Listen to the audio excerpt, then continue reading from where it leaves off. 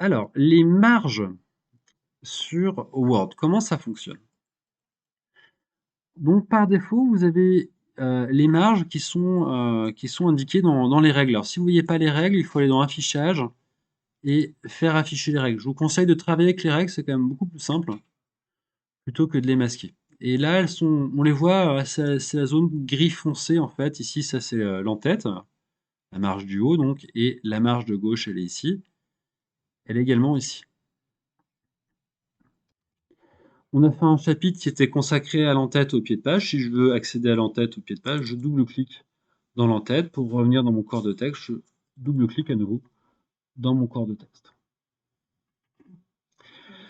Ces marges-là, alors on peut les modifier à la main. Je ne sais pas si vous voyez, mais si je me place vraiment entre la ligne blanche et la ligne grise, donc bah, ce qui est mon corps de texte et ce qui est ma marge supérieure ici, si je fais un bouton gauche, je vais pouvoir la modifier à la main.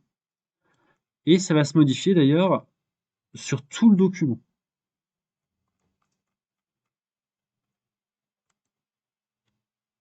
C'est aussi vrai pour le pied de page, hein, c'est exactement le même principe, on peut modifier comme ça à la main son pied de page. Ça s'appliquera sur tout le document. On verra que là, il y a à peu près 1, 2, il y a quasiment 3 cm de marge, 2 cm, je vous dis des bêtises, excusez-moi, 1, 2, donc 2 cm de marge en bas, un peu plus de 2. C'est des centimètres qui sont notés ici. C'est vrai également en haut. Si je me positionne en haut, là, si j'ai envie de réduire la marge de droite, je me positionne entre les deux marges et je peux réduire un petit peu la marge de droite comme ça. À la main, comme ça, voilà. Alors, il faut bien se positionner, c'est assez sensible, tu vois, il y a les retraits qui me gênent un petit peu, mais si je les déplace un petit peu, je peux aussi faire comme ça.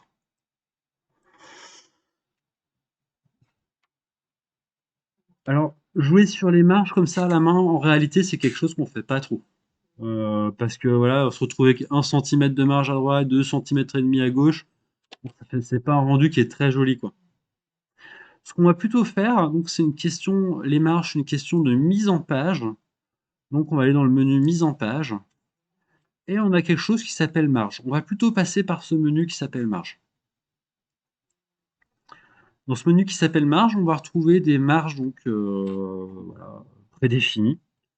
Donc voilà, soit normale à 2,5 cm, étroite 1,27, etc. On peut même faire, alors la marge en miroir, c'est si vous voulez faire un document, je ne sais pas si vous voyez, donc là il y a des petites, là il y a la pliure centrale, et là on voit qu'il y a d'autres marges ici. C'est si vous voulez faire un document qui se plie, un petit carnet de lecture. Donc voilà, là on vous programme donc des marges prédéfinies comme ça. Alors je vais le faire, mise en page. Euh, je vais choisir donc là en miroir. En paysage, est-ce qu'on peut avoir des marges en miroir, c'est possible? Alors il faudrait qu'on mette peut-être qu'on mette euh, des, des colonnes, pardon. Dans mise en page, oui, colonnes. Si je mets des colonnes, deux colonnes. Voilà, c'est ici que on va pouvoir définir les marges, la marge centrale, la séparation centrale. Alors, je vais revenir sur mon document. Donc les marges, on peut aussi demander des marges personnalisées, là tout en bas, à gauche. Alors on peut lui demander de faire exactement ce qu'on veut. Voilà, je sais pas, 2,5 cm en haut, 2, bon, l'idée c'est quand même d'avoir un truc un petit peu harmonieux, à peu près égal à gauche, à droite par exemple, ça peut être une bonne idée. Alors je peux écrire ce que je veux, hein. Je peux utiliser soit les petits boutons toupies qui sont là, ou je peux réécrire 2,5 si j'ai envie.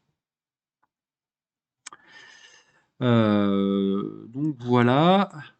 On retrouve aussi ce menu en passant par Fichier, Imprimer. On devrait retrouver les marges ici. Là, on trouve les marges, cette histoire de marge par ici. Évitez d'avoir des marges qui sont trop petites si vous imprimez votre document sur une imprimante grand public.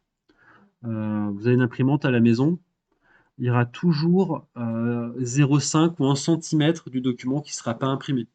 Donc si vous avez mis 0 cm de marge, alors je peux mettre un 0 cm de marge, hein, Ici, 0, 0, 0. Le problème, c'est qu'à l'impression, alors là, visuellement, ça va bien passer. Si je veux envoyer mon document au format PDF à quelqu'un, ça va bien passer. Mais par contre, à l'impression, ça va être coupé ici.